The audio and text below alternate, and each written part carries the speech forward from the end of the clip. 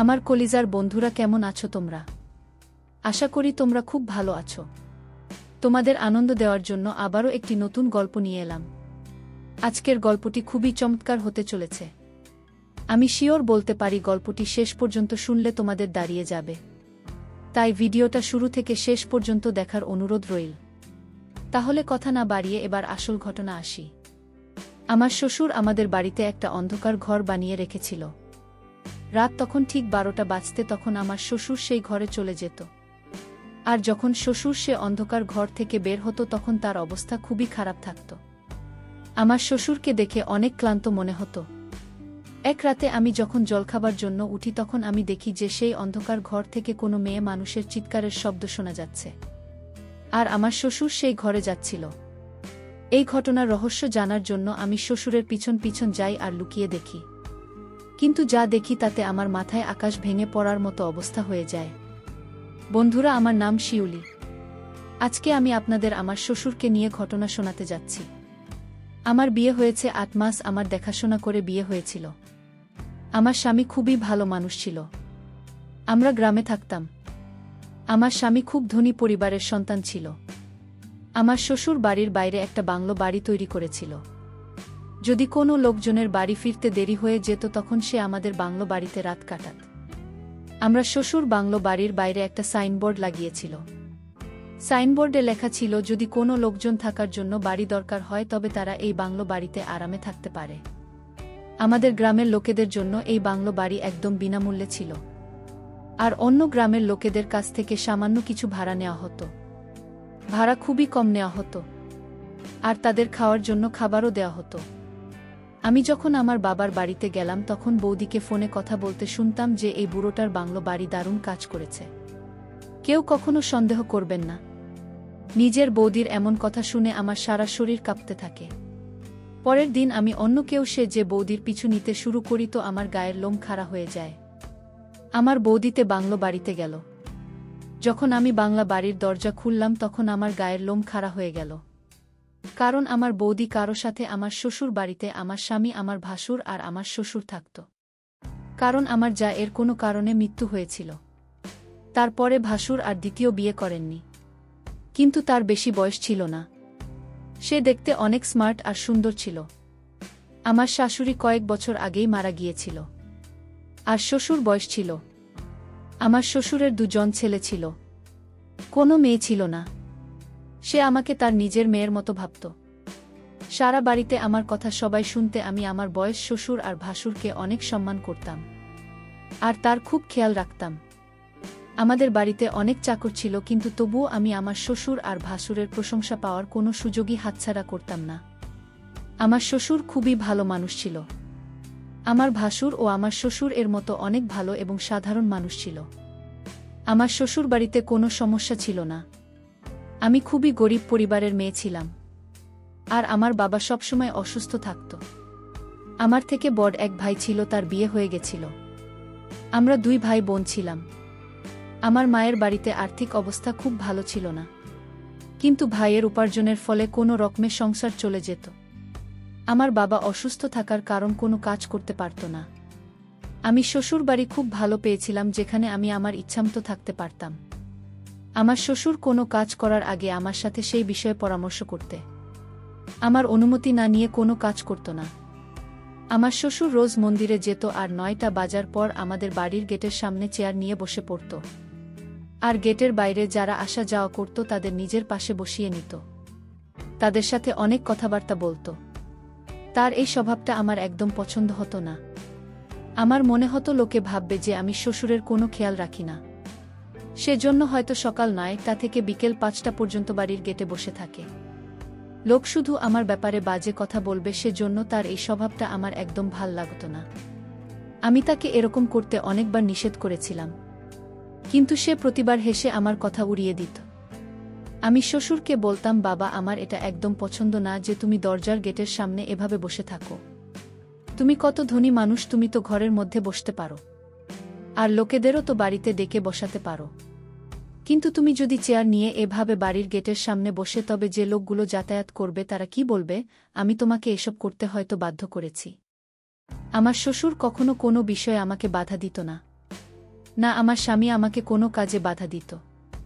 সেই জন্য আমি মাথায় ঘোমটা না দিয়েই বাড়ির গেটে বসে থাকা শ্বশুরকে চা দিতাম। তখনই আমি শ্বশুরকে এসব কথা বলতাম।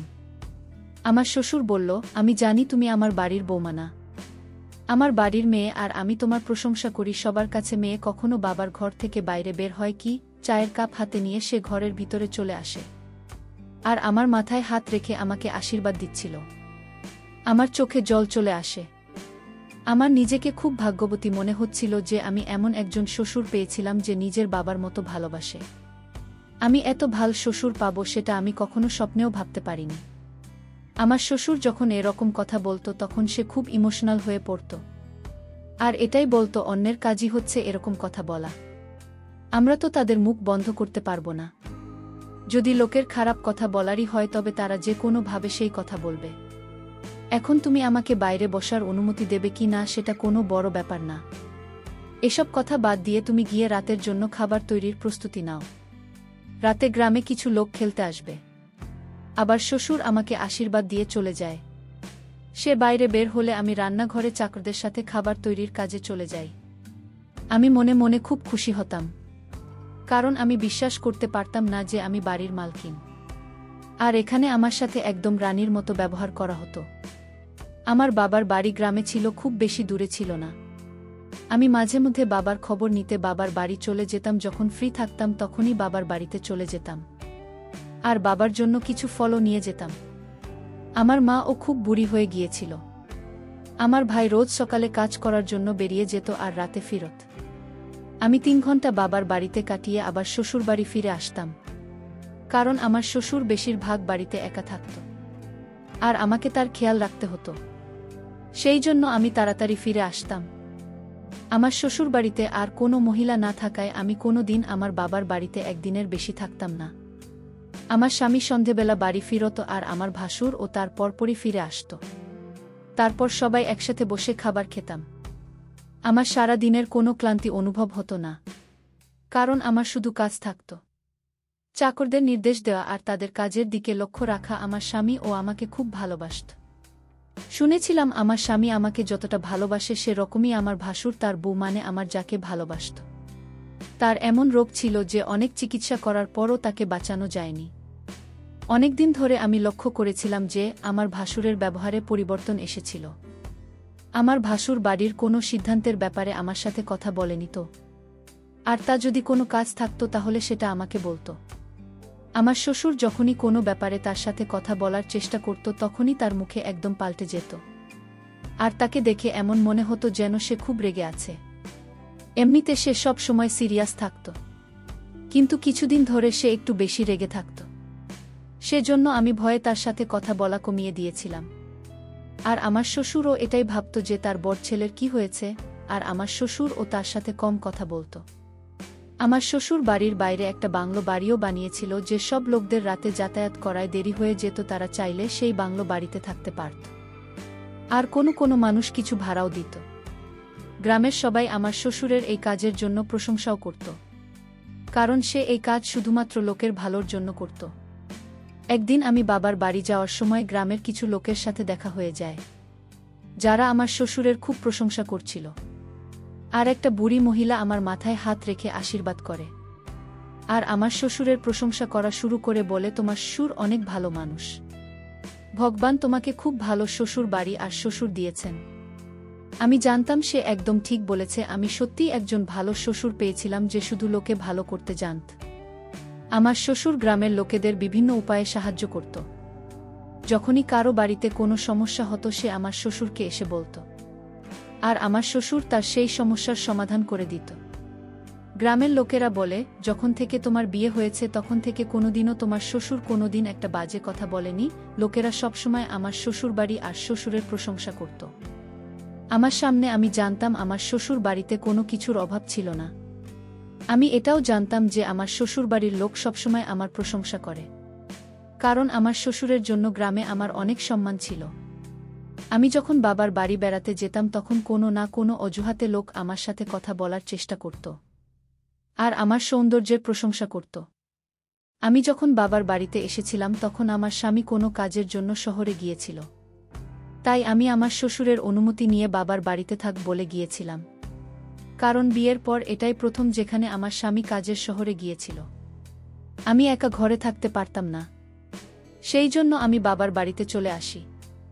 বাবার বাড়ি এসে আমি মা বাবার আশীর্বাদ নিয়ে বাবার কাছে গিয়ে বসি। আমার বৌদির শরীর বেশি ভালো ছিল না।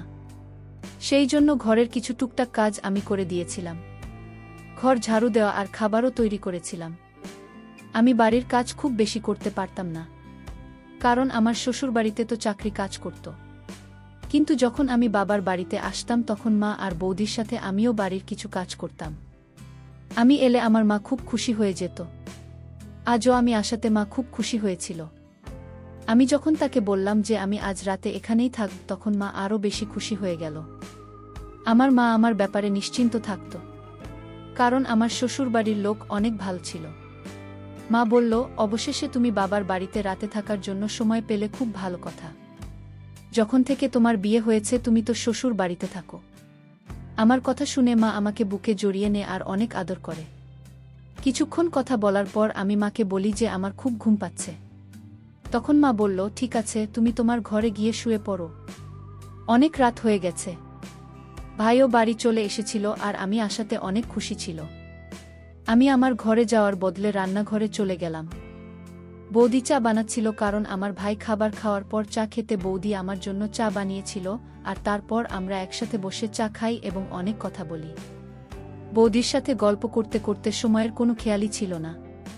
বাবার বাড়ি এসে আমি এতটাই ব্যস্ত হয়ে গিয়েছিলাম যে শ্বশুরবাড়ির কোনো কথা মনে পড়ছিল না, আর আমার মাথায় কোনো রকম প্রশ্ন হতো না।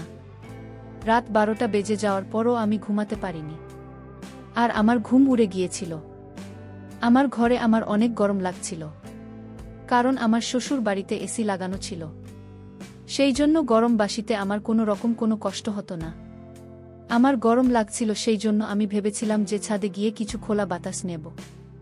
যখনই আমি ছাদের দিকে যেতে লাগলাম, সিঁড়িতে পা দেওয়ার পরে আমি যা দেখলাম সেটা দেখে আমি খুব অবাক হয়ে গেলাম। রাত 12:30 বাজে, আর এই সময় আমার বৌদি ছাদে বসে না জানি কার সাথে ফোনে কথা বলছিল। আমি তাকে এই অবস্থায় দেখে খুব চমকে যায়। বৌদি কাউকে ফোনে বলছিল, বাংলাতে তো দারুণ কাজ হচ্ছে, এতে তো আমাদের উপর কেউ সন্দেহ করবে না। নিজের বৌদির মুখে এমন কথা শুনে আমার শরীর কেঁপে ওঠে। ভাই তো নিজের ঘরে ঘুমাচ্ছিল, তাহলে বৌদি এত রাতে এখানে বসে কি করছে, আর সে কার সাথে কথা বলছিল? বৌদি এত অশ্লীল কথাবার্তা বলছিল যে লজ্জায় আমার মুখ লাল হয়ে গেছিল। আমি সিঁড়ি থেকে খুব আস্তে আস্তে ছাদের দিকে যাই। সেখানে একটা কোণায় চুপ করে লুকিয়ে পড়ি। সেখান থেকেই আমি বৌদির সব কথা শুনছিলাম। অন্ধকার থাকার জন্য সে আমাকে দেখতে পাচ্ছিল না, আর সে বুঝতেও পারেনি যে ছাদে কেউ আছে, আর তার সব কথা চুপ করে শুনেছে। বৌদির কথা শুনে আমি অবাক হয়ে যাই, কারণ এত রাতে কার সাথে ফোনে কথা বলছে, তাও আবার ছাদে এসে? ব্যাপারটা কি? ভাই ঘরে শুয়েছিল, তাই এর মানে আমি খুব সহজেই বুঝে যাই। প্রায় 1 ঘন্টা কথা বলার পর সে নিজের ঘরে চলে যায়, কিন্তু তার কথা শোনার পর আমি আশ্চর্য হয়ে যাই। আমিও ছাদ থেকে নেমে নিজের ঘরে চলে যাই। সেই ঘটনার পর আমি 3 দিনের জন্য নিজের বাবার বাড়িতেই থেকে যাই। এই কয়েকদিন আমি প্রতি রাতে বৌদির কথা শুনতাম, আর বৌদি প্রতি রাতে ভাই ঘুমিয়ে যাওয়ার পর ছাদে সে কথা বলতো। সে যেভাবে কথা বলতো, আমি তো তার কথা শুনে অনেকে অবাক হয়ে যেতাম। আমার মনে বৌদির প্রতি ঘৃণা জন্মাতে শুরু করে, কারণ সে আমার ভাইকে ধোঁকা দিচ্ছিল। এই সময় আমি শুধু এই কথাগুলোই ভাবতাম আর সুযোগ খুঁজতাম যে কিভাবে বৌদি ফোন নিয়ে জানতে পারবে আসলে কার সাথে কথা বলে, যে গভীর রাতে আমার বৌদিকে ফোন করে আর কি কথা বলে, আর কার সাথে আমার বৌদি এত ভালোবেসে কথা বলে। কিন্তু আমার সন্দেহ তো যে বৌদি হয়তো খুব বেশি সাবধান থাকে। তার ফোন অন্য কাউকে ধরতে দিত না, আর তার ফোন সব সময় ফিঙ্গারপ্রিন্ট লক থাকত। 3 দিন থাকার পর আমি আমার শ্বশুরবাড়ি ফিরে যাই, কিন্তু বাড়ি আসার পরও আমার ধ্যান শুধু আমার বৌদির দিকে থাকত। বৌদির এরকম অদ্ভুত অদ্ভুত ব্যবহার আমার ভালো লাগত না। কোথাও না কোথাও তো কিছু একটা গণ্ডগোল ছিল, আর গণ্ডগোলটা কি সেটা আমাকে জানতেই হবে। আমি যখনই বাবার বাড়িতে যেতাম বৌদিকে উপর কড়া নজরে রাখতাম। আমি যখনই বৌদিকে দেখতাম তাকে ভুল কাজ করা থেকে আটকানোর চেষ্টা করতাম, কারণ আমি চাইতাম না যে আমার ভাই আর বৌদির মাঝে কোনো রকম বিচ্ছেদ হোক। আমি চাইতাম বৌদি যার সাথে কথা বলুক না কেন সেসব ভুলে যান, সংসারের মন দেয়, নিজের স্বামীর উপর মন দেয়, আর চাইতাম আমার বৌদির শুধরে যাক। আমি আমার ভাই আর বৌদিকে আলাদা হতে দিতে চাইতাম না। কিন্তু আমি এটাও জানতাম না কি ভয়ঙ্কর সত্যি আমার সামনে আসতে চলেছে। কিছুই বুঝতে পারছিলাম না যে আমার ভাই আর বৌদির সংসারে তাদের নজর লেগেছে। ঘরের বউয়ের সম্মান ও সেই পরিবারের সাথে জুড়ে থাকে। আর আমি আমার বাবার বাড়ির সম্মান নষ্ট হতে দিতে চাই না। খুব তাড়াতাড়ি আমি এই সত্যিটা জেনে মাকে সব কিছু প্রমাণ সহ দেখাতে চাইতাম। আমি যদি সরাসরি ভাইয়ের সাথে এই ব্যাপারে কথা বলতাম তবে তাদের সম্পর্ক নষ্ট হয়ে যেত। সেই জন্য আমি প্রমাণ সহ মাকে দেখাতে চেয়েছিলাম যে মা ভাইকে বোঝাতে পারে, কারণ বিনা প্রমাণে কিছু হবে না। আমি যখন দ্বিতীয়বারও বাবার বাড়িতে গেলাম তখন বৌদি একদম স্বাভাবিকভাবে আমার সাথে কথা বলছিল। আমি ভাবছিলাম এটা আমার মনের ভুল নাকি, হয়তো আমি সেই কথাগুলোকে একটু বেশি গুরুত্ব দিয়ে ফেলেছি। আমি নিজের বৌদিকে কি করে ভুল ভাবতে পারি? আমার ভাই আর বৌদির বিয়ের 4 বছর হয়ে গেছিল, আজ পর্যন্ত এমন কিছু আমি দেখিনি। কিন্তু হঠাৎ আজ কেন আমার মনে এমন সন্দেহ হচ্ছে? হতে পারে হয়তো এসব কিছু আমার মনের ভুল। বৌদি আমার সাথে এত ভালোভাবে কথা বলতো যে তার সত্যিটা জানা আমার আর কোনো ইচ্ছা থাকতো না। এটাই ভাবতাম যে আমার বৌদি কত ভালো মানুষ। আমি তার সাথে এমনটা কি করে করতে পারি, আর সেও কেন কোনো ভুল কাজ করবে? আমি নিজের মনের ভিতরে সন্দেহকে ঠান্ডা করে নিতাম, কিন্তু আমি নিজেকে কন্ট্রোল করতে পারতাম না, কারণ আমার সন্দেহ দিন দিন বেড়েই চলছিল। শ্বশুরবাড়িতে আমার ভাসুরের মন খুব খারাপ থাকত। এভাবে তাকে দেখে আমার চিন্তা হতো যে না জানি আমার ভাসুর এমন কি চিন্তা আছে যার জন্য তার মন সব সময় খারাপ থাকে। তার মুখের রং ফিকে ফিকে লাগত। একদিন শ্বশুর ডাকতে যখন আমি শ্বশুরবাড়িতে যাই তার কিছুক্ষণ পর আমার ভাসুর বাড়িতে চলে আসে। আমি লক্ষ্য করলাম তাকে খুব ক্লান্ত লাগছিল। এর আগে তো সে কখনো এরকম ক্লান্ত অবস্থায় বাড়ি ফিরত না। সে বাড়ি এসে সবার প্রথমে খাবার খাওয়ার পর চা খেতে, কিন্তু আজ সে সোজা নিজের ঘরে চলে গেল। তার এমন কাণ্ড দেখে আমি অবাক হয়ে গেলাম যে এর আগে তো কখনো এমন হয়নি। সে কোনো কিছুকে গুরুত্ব না দিয়ে নিজের ঘরে চলে গেল। কিন্তু এর আগে সে বাড়ি ফিরলে আগে তার বাবা আর ভাইয়ের সাথে বসে কথা বলত, আর তারপর খাবার খেত। কিন্তু আজ তাকে খুব বেশি ক্লান্ত মনে হচ্ছিল। সে অদ্ভুত ব্যবহার করছিল। আমাকে তো আমার বৌদির উপর নজর রাখতে হতো, কিন্তু এখন তো ভাসুরের এই রকম ব্যবহার আমাকে চিন্তায় ফেলে দেয়। আমার শ্বশুরও তার বড় ছেলেকে নিয়ে চিন্তায় থাকত। এখন আমি কি করে সত্যিটা জানব? আমি সবার প্রথমে বৌদির ব্যাপারে সত্যি কথাগুলো জানব, এটা চিন্তা করি। জানি না এসব কি হচ্ছে। একদিন আমার বাবার বাড়িতে আমার বৌদির কথা অনেক চিন্তায় ফেলেছিল। অন্যদিকে আমার শ্বশুর বাড়িতে আমার ভাসুরের অদ্ভুত ব্যবহারে আমি চিন্তিত ছিলাম। আমি চিন্তা করেছিলাম যে আমার ভাই থাকতে আমার বৌদি তার জীবনে অন্য কাউকে জায়গা দেবে না, কারণ আমার ভাই তাকে খুব ভালোবাসত। সেই জন্য সেই দিকে আমার খুব বেশি চিন্তা হতো না। আমি তাকে কোনো ভুল কাজ করতে দিতে পারি না। আমাকে বলল ফ্যাক্টরিতে কাজ বেশি থাকার কারণে বড় ভাই ক্লান্ত হয়ে গেছে। সেই জন্যই হয়তো তার ব্যবহারটা এমন ছিল। আমার ভাই খুব সোজা সরল মানুষ ছিল, সে কখনো তার বউয়ের উপর সন্দেহ করত না।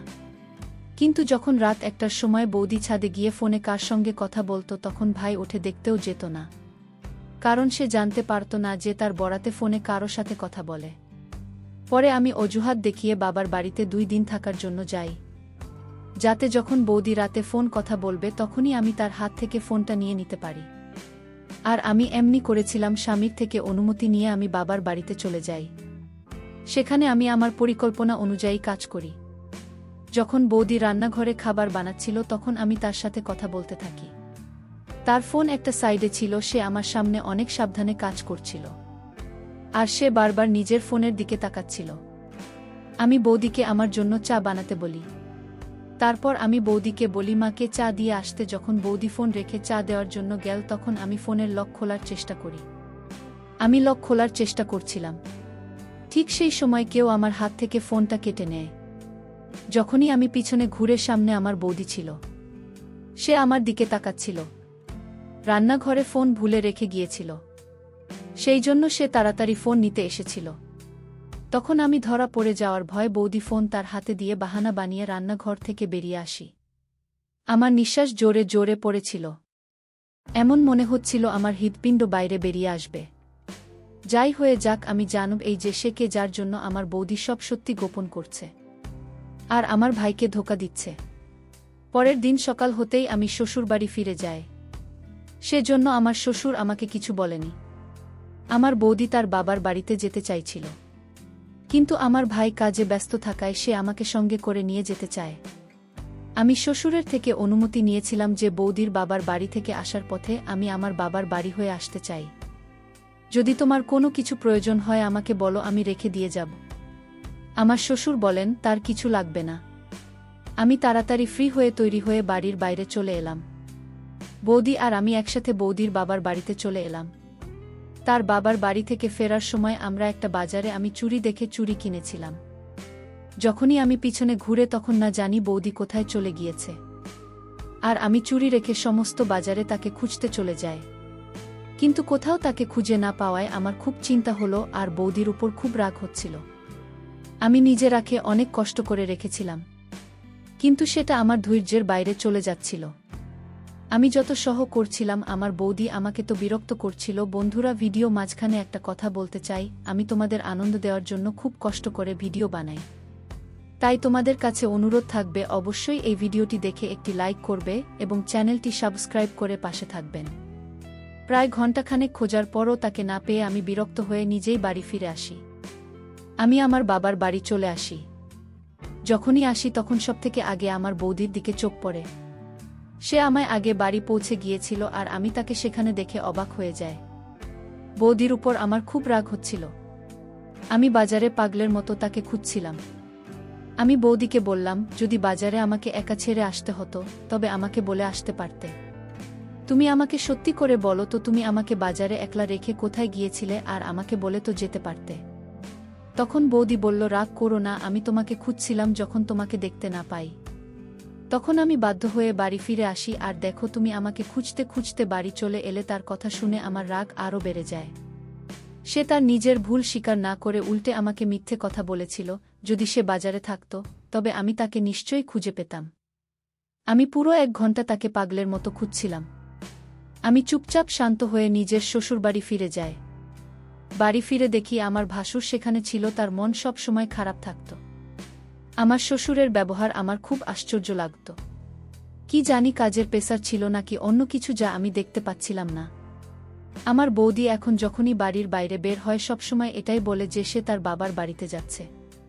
ভাই কাজে ব্যস্ত থাকার কারণ বৌদি একলাই তার বাবার বাড়িতে যেত। এখন আমিও তার সাথে যাই না, কারণ সে আমাকে একবার বাজারে একা ছেড়ে চলে এসেছিল। সেই জন্য আমি কোথাও তার সাথে যেতে চাইতাম না। কিন্তু এখন আমার জন্য আসল সত্যিটা জানা খুব জরুরি হয়ে পড়েছিল। না হলে পরে এটাকে আর সামলানো যাবে না। তাই আমি চাইতাম এই ব্যাপারটা যত তাড়াতাড়ি সম্ভব সামলে নিতে। আমি একটা বুদ্ধি করি আর বাড়ির সব কাজ সেরে ফ্রি হয়ে নিজের বাবার বাড়িতে চলে যায়। আমার বৌদি না জানি কার জন্য রাতে এত সাজে, আবার ভাবলাম হয়তো ভাইকে পাগল করার জন্য এসব করছে। তখন বৌদি বলে, তোমার ভাই কাজ থেকে এসে ক্লান্ত হয়ে যায়, সেজন্য সে আরাম করবে আর আমি বাবার বাড়িতে যাচ্ছি। আমি তাকে কিছু না বলে চুপ করে নিজের মায়ের ঘরে এসে বসে। কিছুক্ষণ পরে আমি শ্বশুরবাড়িতে যাওয়ার কথা বলে মায়ের বাড়ি থেকে বেরিয়ে পড়ি। আর শ্বশুরবাড়িতে গিয়ে নিজের পোশাক রূপ পাল্টে নিয়ে আর নিজের মুখ ভালো করে ঢেকে নিই, যাতে আমাকে কেউ চিনতে না পারে। আমি বৌদির বাড়ি থেকে বের হবার অপেক্ষা করছিলাম। যখনই সে বাড়ি থেকে বের হয় আমিও তার পিছু নিতে শুরু করি। বৌদি বলেছিল যে সে তার বাবার বাড়িতে যাচ্ছে, সেজন্য মা আর ভাই অনুমতি দিয়ে দিয়েছিল। বৌদি বাড়ি থেকে বের হবার সাথে সাথে আমিও তার পিছনে পিছনে যেতে থাকে। সে যেখানে যাচ্ছিল সেটা দেখে তো আমার হুঁশ উড়ে যায়। বৌদি তাড়াতাড়ি আমাদের বাড়ির পাশে বাংলোর বাড়িতে চলে যায়। আমার শ্বশুর বাড়ির পাশে যে বাংলো বাড়ি বানিয়েছিল সেখানে যাচ্ছিল। আমি চুপ করে তাকে দেখছিলাম, কিন্তু যখন বৌদির দরজায় ধাক্কা দেয় আর দরজা খোলার পর যে মানুষটা বের হয় তাকে দেখে আমার পায়ের তলায় মাটি সরে যায়। আমার মনে হচ্ছিল যেন আমি এই দুনিয়াতে নেই। আমি কখনো ভাবতেও পারি না যে এসব কিছু হতে পারে। আমার নিজের কাছের মানুষই আমাকে এভাবে বদনাম করবে। আমি যখনই বাংলা বাড়ির দরজা খুললাম তখনই আমার পায়ের তলায় মাটি চলে গেল। বৌদির সাথে যে মানুষটা শুয়েছিল সে আর কেউ নয়, আমার স্বামীর বড় ভাই, মানে আমার নিজের ভাষণ ছিল। আমার মনে হচ্ছিল আমি তাদেরকে একসাথে জীবন্ত মাটিতে পুঁতে দিই। আমি গিয়ে বৌদিকে জোরে এক থাপ্পড় মারি। আমি নিজে ভাসুরকে কিছু বলতে পারিনি। আসলে এই ব্যাপারটা এতটা বড় হয়ে যাবে আমি কখনো ভাবতে পারিনি। আমার ভাসুর বাড়ি ফিরে আমার স্বামীকে না জানিয়ে আমার বিরুদ্ধে কি বলে উস্কেছিল। আমি তাদের সত্যি প্রমাণ করতে পারিনি। উল্টে তারা আমায় মিথ্যেবাদী প্রমাণ করে। আর আমার এই রাগের কারণ নেওয়া পদক্ষেপের জন্য আমার স্বামী আমাকে দোষী বলে এই সব করার পিছনে আমার ভাসুরের হাত ছিল। সে আমার বৌদির সাথে মিলে আমার বিরুদ্ধে আমার স্বামীকে উল্টো পাল্টা কথা বলেছিলাম আর কারো সাথে অবৈধ সম্পর্ক আছে। আমি নাকি কারো সাথে দেখা করতে চাই। আমার স্বামীও তাদের কথায় বিশ্বাস করেননি।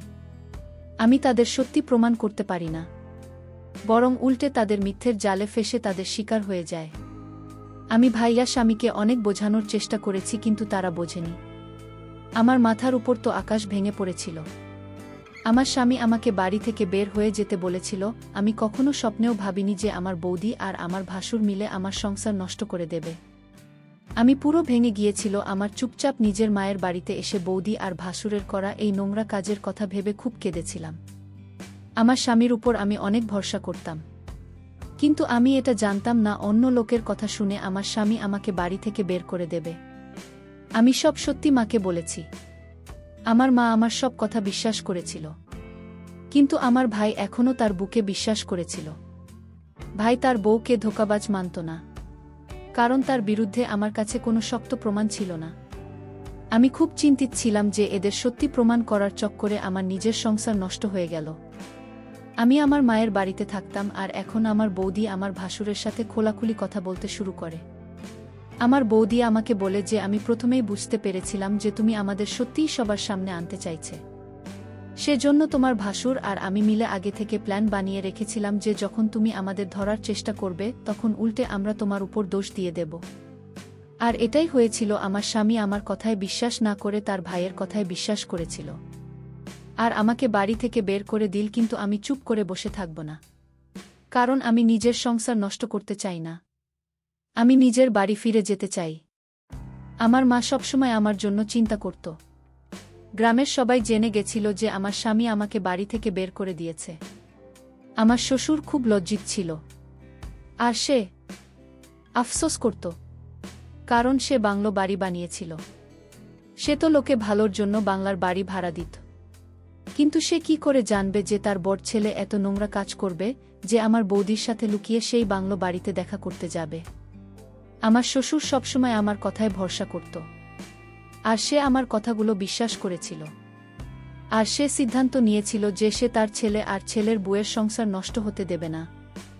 সেই জন্য সে আমার সাথে দেখা করবে বলে তৈরি হয়েছিল। আসলে আমার শ্বশুর চোখে ভালো দেখতে পেত না, সেই জন্য আমার ভাসুর আর বৌদির সেই সুযোগে বাংলো বাড়িতে দেখা করত। সে কখনো জানতে পারত না যে তার ছেলে আর বৌদি সেখানে থাকত। যদি জানান তাহলে কখনো তাদের দেখা করতে দিত না।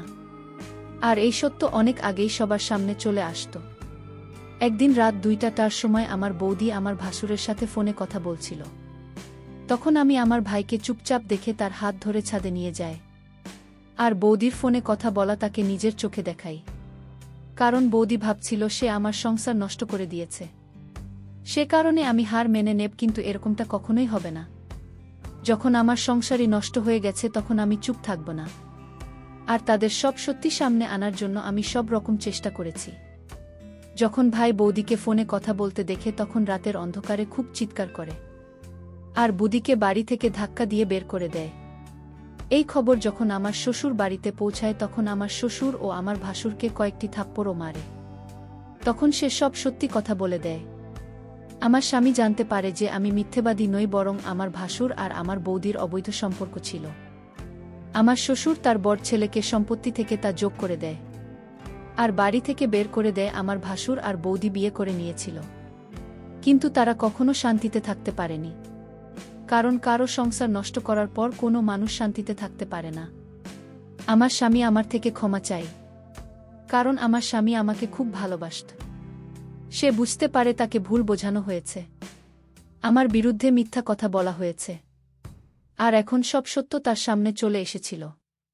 সেই জন্য আমিও তাকে ক্ষমা করে দিয়েছিলাম, আর সে আমাকে কথা দিয়েছিল যে আজকের পর সে আর কখনো আমার সাথে এরকম করবে না, আর আমাকে ভরসা করবে। তখন আমি আমার শ্বশুরবাড়িতে আগের মতোই থাকি। নিজের স্বামীর সাথে আমার ভাইও আমার কাছে ক্ষমা চেয়েছিল। আমার ভাই বলল সে কাজ করে খুব ক্লান্ত হয়ে যেত আর কখনো ধ্যান দিত না যে কখন রাত 1-2টা বাজলে বৌদি বিছানা থেকে উঠে ছাদে গিয়ে ফোনে কথা বলতো আর কখনো বাংলা বাড়িতে যেত। আমার ভাসুর প্রথম দিন থেকে বৌদির দিকে নোংরা নজরে দেখত, কিন্তু কেউ সেটা বুঝতে পারেনি যদি আগে কেউ লক্ষ্য করত। তবে আজ এই দিন দেখতে হতো না। তারা দুজনে মিলে আমার ভাইকে ধোঁকা দিচ্ছিল আর আমার সংসার নষ্ট করে দিচ্ছিল। এখন সবকিছু ঠিক হয়ে গেছে আর আমার ভাসুর আর আমার বৌদি এই গ্রাম ছেড়ে অন্য গ্রামে থাকতে শুরু করেছিল আর আমার পরিবারের দিক থেকে তাদের সাথে সব সম্পর্ক শেষ করে দিয়েছিল। এখন আমি আমার স্বামীর সাথে খুব খুশি ছিলাম। যে মানুষ অন্য কারো সংসার নষ্ট করার চেষ্টা করে সে নিজেও কখনো শান্তিতে থাকতে পারে না। অশান্তি নিয়ে সংসার করতে হয় বন্ধুরা। আজকের গল্পটি যদি তোমাদের ভালো লেগে থাকে তাহলে অবশ্যই ভিডিওটিতে লাইক করতে ভুলবেন না। আর এরকম নতুন নতুন গল্প পেতে আমাদের চ্যানেলটিকে সাবস্ক্রাইব করে পাশে থাকবে।